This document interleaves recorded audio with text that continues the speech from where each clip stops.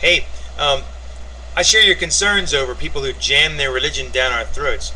And I think that the most important criticism that atheists have is they suggest that Christians or believers um, try to meld their faith with politics and make a religious state or a theocracy. And they say the founders never intended that, and they should be able to be free from religion. And the bottom line is that the founders, in fact, in a large measure, did intend that, and there is no freedom from religion. Law is about morality. There's very little else that we could possibly legislate. It's about what's right and what's wrong. And murder is illegal because of the Bible, in fact. We didn't sit around and have a rational basis for that. So the United States law starts with English common law, which in fact does start with the Bible. English common law doesn't start with paganism or Celtic beliefs. It starts with the Bible, which is presented perhaps as early as the 1st century AD in Ionia. And that law is a very good law, and there's nothing wrong with that law. In fact, that law is extremely tolerant of others. And Christianity gives more choices and more freedoms to non-believers in Christianity, ironically, than any other faith. Certainly a majority Muslim faith has no such tolerance. And other faiths such as paganism and the others that predate the advent of Christianity in Europe were certainly not tolerant. The Druids would proceed around and demand a virgin for sacrifice. That's what the celebration of Halloween commemorates. Trick or treat is about give us a daughter to burn, or we're going to put a curse on your household and someone will die. That's what the jack-o'-lantern was for. So to suggest that the absence of Christianity would be the presence of religious freedom is in fact the exact opposite. Real Christianity brings freedom, freedom of every sort. The Bible is referred to in its own text and by the founding fathers, who quoted it more often than any other source in their writings, as the perfect law of liberty. Its law of kindness says that everybody should concern themselves more with their neighbor than with their self, that we should love our neighbors as ourselves. And the model for that was the Good Samaritan, who was part of the racial other for Jews, and yet was celebrated by Jesus as a person who stopped in a dangerous roadway and aided someone who'd been beaten up and robbed and left for dead. I dare say that many pastors in American churches would fail to stop in a dangerous neighborhood to aid someone that they could see who needed their help, or pick up a hitchhiker.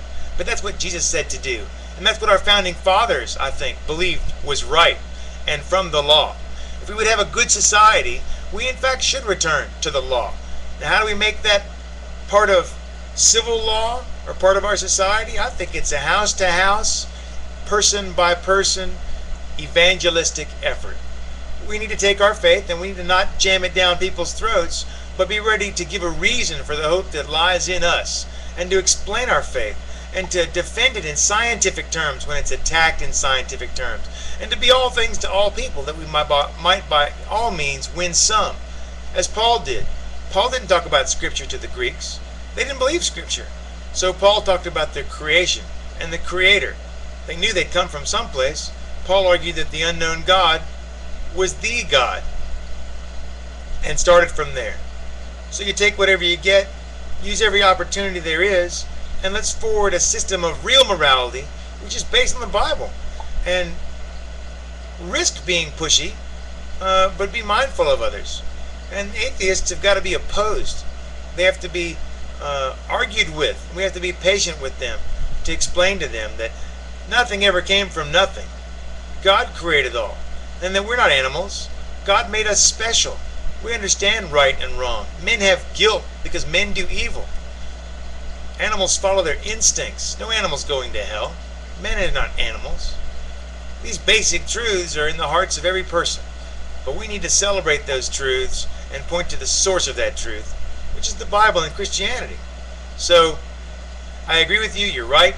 We shouldn't force anything on anyone, but YouTube's not forcing anything on anyone. You don't have to watch the video if you don't want to. If an atheist posts his video, he's not jamming anything down my throat particularly.